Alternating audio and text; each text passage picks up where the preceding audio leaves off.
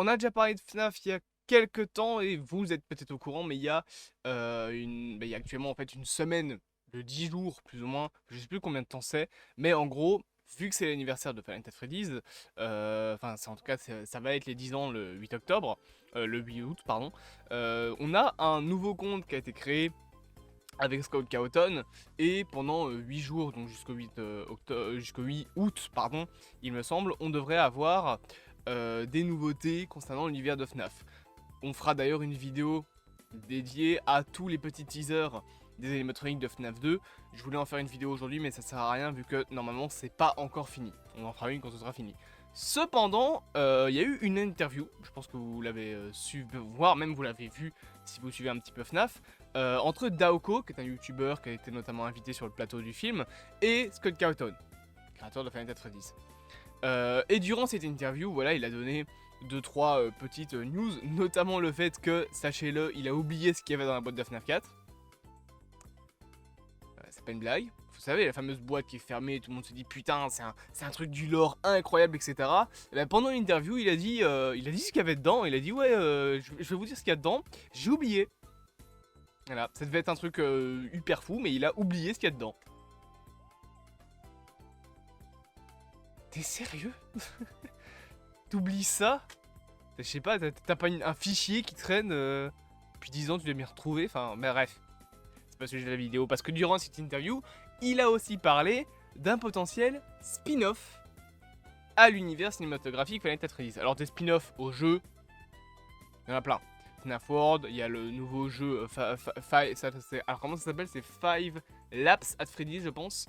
Et c'est un jeu de course, en mode Mario Kart. Ok, je vois pas vraiment comment ça s'inscrit dans l'histoire, mais ok. Après, j'ai envie de dire, FNAF World, ça s'inscrit pas non plus dans l'histoire en termes d'ambiance, et pourtant il y a quand même des éléments de lore importants et intéressants. Donc je sais pas pourquoi, mais voilà, il y a un jeu de course FNAF qui va arriver. Voilà, il y a eu pas mal de choses en termes de spin-off durant les jeux vidéo, mais là on parle bien d'un spin-off concernant les films. Vous savez, il y a un film FNAF 2 qui est en préparation. FNAF 1 est sorti l'année dernière, en 2023, fin 2023. Et Scott Cawthon, durant l'interview, a parlé d'une potentielle série télé spin-off, du coup, à l'univers de FNAF. Et alors, on pourrait se dire, oui, ce sera une série télé sur Scott Cawthon, nanana. Non!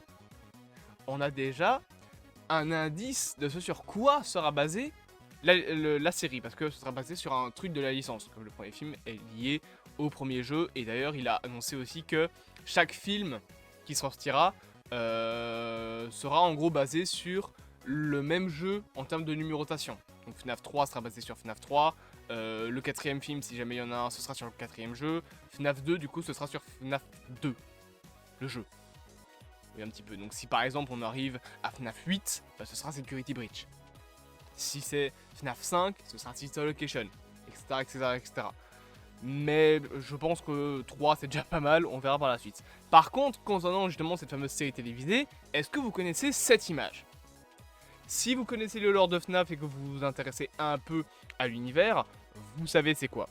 C'est la couverture d'un des romans Fazbear Fright. Fazbear Fright, ce sont des livres dans l'univers de FNAF, d'ailleurs ça c'est le premier il me semble, c'est Into the Pit, qui voilà, ont pas mal été développés par la suite. Il y a maintenant je pense qu'il y a quoi, il y a 12 tomes, bah voilà c'est marqué là au-dessus, il y en a 12. D'ailleurs il y a une ref à Fazbear Fright et au roman dans le film, c'est la fameuse poupée, le second costume Springlock avec la tête de poupée. En fait ça vient justement des livres Fazbear Fright. Donc c'est voilà, c'est des séries de livres. Alors personnellement, je les ai pas lus. Et si j'ai bien compris ce que c'est, en gros, ce sont des sortes d'anthologies avec différentes histoires. Je sais pas vraiment trop ce que c'est. Je sais même pas si c'est vraiment considéré. Il me semble que c'est pas considéré comme canon au jeu. Mais après voilà, ce qui est canon ou pas à FNAF, il faudrait que je me refasse un récap parce que y a beaucoup de trucs entre les fangames qui sont à moitié canon, les livres qui sont à moitié canon, les livres plus, enfin les livres différents comme comment il s'appelle déjà, Silver Eye par exemple ou The Fourth Closet. On sait plus qu'est-ce qui est canon ou pas. Va falloir que je me refasse un petit peu la chronologie, et venez pas me casser les pieds dans les commentaires à me dire oui, tu connais pas le lore de FNAF. Foutez-moi la paix 30 secondes, hein. Moi, le lore de FNAF, à l'époque, ça se résumait à ce qu'on savait en 2014. Donc, si vous serez gentil de ne pas me faire chier. À chaque fois que je fais une vidéo, j'ai des connards qui viennent me casser les couilles dans les commentaires. Ça va, j'ai compris. J'essaye de m'enseigner. Mais oui, désolé, j'ai pas lu 12 bouquins. Et les 3/4 des gens qui connaissent FNAF n'ont pas lu ces bouquins, voire ne savent même pas que ça existe. Lâchez-moi. Hein, j'aime d'autres univers que FNAF, je peux pas être incollable sur tous les sujets. Bref, ce sont des livres qui sont sortis voilà, depuis, il me semble, 2019, et qui continuent d'ailleurs à sortir. Et Scott Cawthon a annoncé, non pas qu'une série est en préparation, mais que, en gros, ce serait l'un des projets qui pourrait sortir et qu'il était intéressé à avoir des petits spin-offs comme ça à l'univers des films. Mon avis, c'est que c'est une bonne idée en soi, voilà, d'avoir des projets un peu plus, on va dire, déconnectés de l'histoire. Encore une fois, je sais pas vraiment si chaque livre est une histoire différente ou si tous les livres racontent une histoire bien précise dans Fazbear Fright. Je les ai pas lus, encore une fois, et vu où est-ce que j'habite, je pourrais pas les lire parce que je pourrais pas les acheter. Donc compliqué. Et trouver des scans sur internet, c'est compliqué aussi. Donc voilà, je saurais pas les lire, je sais pas ce que ça raconte, faudra que je regarde des vidéos. Mais en soi, développer voilà, des petits projets à droite à gauche sur le côté, ça peut être intéressant. Après avoir, encore une fois, ce que racontent les histoires. Je sais que par exemple qu'il y a un jeu qui est basé sur le premier, justement, le premier roman, donc Into the Pit, qui va bientôt sortir. Il sort cette année d'ailleurs. Il s'appelle justement FNAF Into the Pit. Donc voilà, développer un petit peu la licence cinématographique avec d'autres projets, ça peut être intéressant. Maintenant, faut pas non plus commencer à nous sortir, oui, ça va être un univers connecté avec des crossovers. On n'est pas dans du Marvel. Et je pense que les studios, parfois, oublient un petit peu ça. On peut faire des univers connectés sans devoir faire du MCU. Ça s'appelle un univers partagé. C'est plus ou moins le même mot, mais il y a une petite différence. Univers connecté, on dit toujours oui, c'est Marvel, c'est DC, c'est des projets qui se tissent de l'un vers l'autre, etc. Mais il y a une différence entre un univers connecté et un univers partagé. Un univers partagé, c'est plusieurs licences, ou en tout cas plusieurs, on va dire plusieurs médias, etc. qui vivent dans la même licence.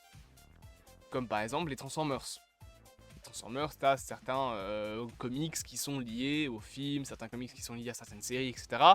Mais tu vas pas commencer à avoir des crossovers entre les comics et les films. Tu peux avoir des personnages qui viennent des comics qui vont revenir par la suite dans les films ou inversement. Par exemple, dans les films Transformers, on aimait bien expliquer l'origine de certains personnages un peu secondaires ou leur disparition dans les comics, notamment Jolt, etc. Mais voilà, ça reste un univers qui est partagé. Tu vas pas commencer à avoir les comics qui vont influencer les films. Les comics sortent avant, enfin ils sortent après pardon les films, donc les 3/4 du temps il n'y a aucune connexion qui se fait entre les deux.